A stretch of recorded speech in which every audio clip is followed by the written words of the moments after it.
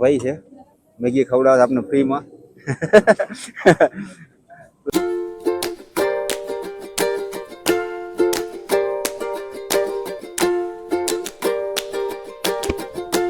Good morning, Har Har Mahadev. તો આજે 7મો દિવસ છે મારો અને અત્યારે નીકળી ગયો છું કેદારનાથ જવા માટે. કાલે 3 વાગે વરસાદના હિસાબે મારે અહીંયા હોટલમાં જ રોકાવું પડ્યું હતું અને અત્યારે પછી નીકળી ગયો હતો હોટલથી. અને કાલે લગભગ 3-3:30 વાગે વરસાદ ચાલુ થયો તો આખી રાત વરસાદ ચાલુ રહ્યો છે. એના હિસાબે પછી હોટલમાં જ રોકાવું, નકર કાલે જ આપણે સોનપ્રયાગ પહોંચી જાય. અત્યારે સોનપ્રયાગ અહીંથી થાય છે 18 કિલોમીટર જેવું. વાંધો નથી, હમણાં પહોંચી જશું અને આપણે આરામથી જવાનું છે. જુનાગઢ ને હેડ્યા છીએ ઘણી વાર, પણ હવે અહીંના રસ્તામાં કેવું છે ખબર નહીં. પણ બધા કહેતા હોય ભાઈ ખચ્ચરમાં જવું છે, શેમાં જવું પૂછતા રહેતા હોય છે. અહીંયા હોટલ ઊભો રહ્યો હતો હું ચા પીવા માટે, તો ત્યાં 2-3 માણસ બીજા મળી ગયા, અહીંના લોકલ હતા જે ખચ્ચર લઈને ઉપર સુધી જાય છે. તો એ પણ કહેતા હતા મને કે ભાઈ ખચ્ચરમાં તમને પહોંચાડી દઈશું કે. મેં કીધું ના ના, આપણે થાય એટલું જાતે ચડવાનું છે. એક ભાઈ છે જે અહીંના લોકલ છે, પાછળ બેઠા છે મારી, એને આગળ સુધી જવું છે તો બે હારી લેતા. અને હોટલમાં હું રોકાનો ત્યાં કને હોટલોએ સલાહ આપી સારી કે ભાઈ વ્યવસ્થિત જાજો. અને મારું વધારાનો સામાન જે છે એક બેગ મારી ત્યાં જ હોટલે રખાઈ દીધી છે કે તમે રિટર્નમાં લેતા જજો. અને જરૂરી સામાન જે છે એટલું લઈને જ આવ્યો છું અત્યારે હું, કે આપણે ત્યાં કને જેટલી જરૂર પડવાની છે. તો એક વસ્તુ આપણે કામ થઈ ગયું કે ભાઈ હારે સામાન નહીં ફેરવો પડે, કારણ કે વરસાદ ગમે ત્યારે આવી જાય છે. જો બધો સામાન પલળે ને તો તકલીફ થઈ જાય ભાઈ, પહેરવા માટે કંઈ વસ્તુ રહે નહીં. જોકે છે તો ખરું મારી પાસે સુવિધા બધી, પણ છતાં પણ કદાચ ભારે વરસાદ પડી જાય તો ખરાબ પણ થઈ જાય બધું. અહીંથી નીકળી ગયા છીએ. હું તો કાલનો નીકળ્યો છું, પણ કાલે વરસાદ એટલો બધો હતો તો પછી વચ્ચે જ મારે રોકાવું પડ્યું હતું. તો કાલે 3 વાગે હોટલ રાખી દીધી. રાતે લગભગ 4 વાગ્યા સુધી વરસાદ ચાલુ હતો અને સવારે આપણે 8 વાગે નીકળ્યા હતા ત્યારે વરસાદ ચાલુ હતો અને વચ્ચે પણ વરસાદ નીકળ્યો હતો. તો 1-1.5 કલાક ત્યાં ખોટી થઈ ગયા હતા અને અત્યારે બહુ મોડું થઈ ગયું છે. 12 વાગી ગયા છે.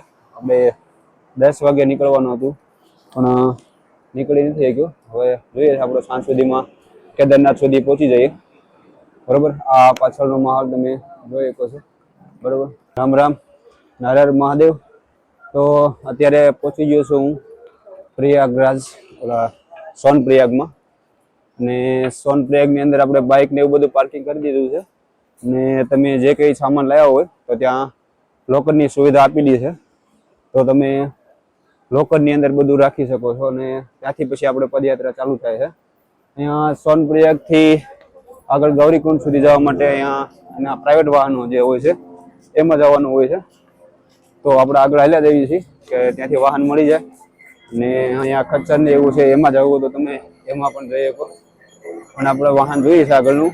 બરોબર, ત્યાંથી આપણે જઈશું ગૌરીકુંડ, ને ગૌરીકુંડથી પછી આપણે ત્યાંથી કેદારનાથની યાત્રા આપણી શરૂ થાય છે.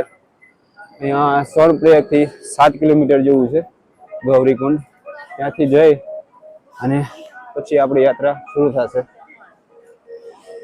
ગૌરીકુંડ નથી પહોંચ્યા પણ વરસાદ ચાલુ થઈ ગયો, ફૂલ વરસાદ ચાલુ છે અત્યારે. થોડી વાર અત્યારે ધીમો પડ્યો છે. અને એક આ મોટા ભાઈ છે જે આપણે ચા પીવડાવે છે ગરમ ગરમ. તો પેલા એને ચા પી લઈએ.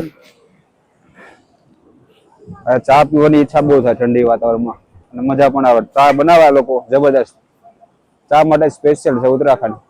અને કપ તમે જોવો ને મોટા કપ આવે, આપણા 5 કપ ભરાય ને એવડો એક કપ આવે એમાં.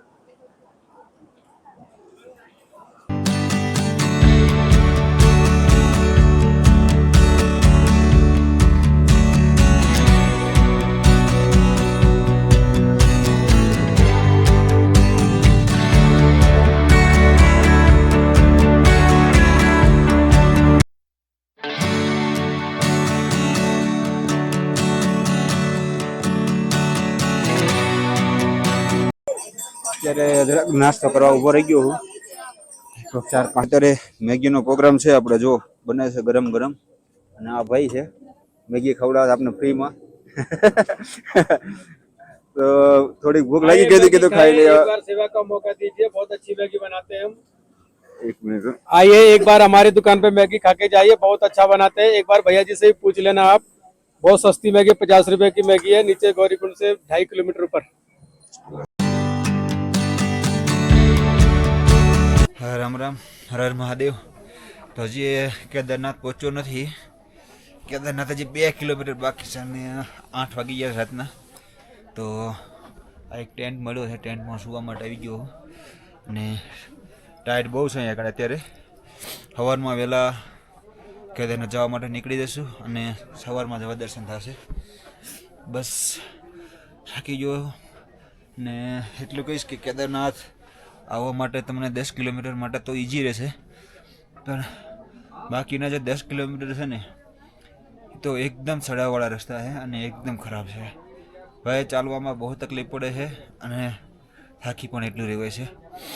તો જે બી આવો તો ધ્યાન રાખજો કે ભાઈ જલ્દી નહીં થાય આપણું। આ જૂન એટલું ઇઝી નથી અહીંયા પહોંચવું, બહુ અઘરી વસ્તુ છે। હું 1 વાગે નીકળ્યો તો અત્યારે 8 વાગ્યા છે તો હજી 21 કિલોમીટર નથી કાપી શક્યો ને 2 કિલોમીટર બાકી રહી ગયું છે।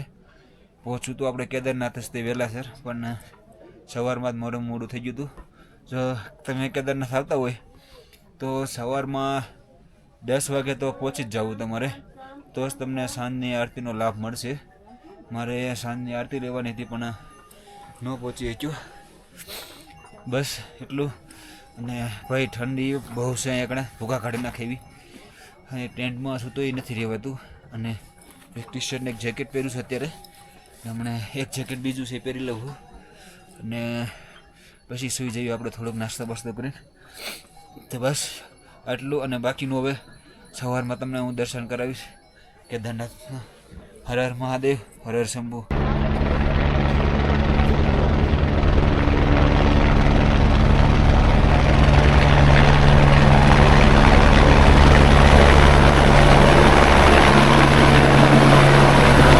ટોકન લઈને પછી આગળ જવાનું છે।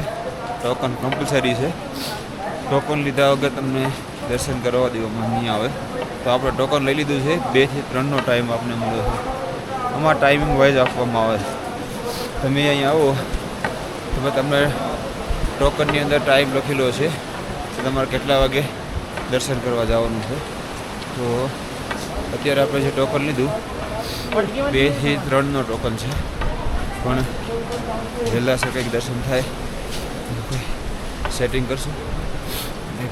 કેદારનાથ પહોંચી ગયા છીએ, ગળદી બહુ છે, તમે જો ફૂલ ટ્રાફિક છે અહીંયા આગળ।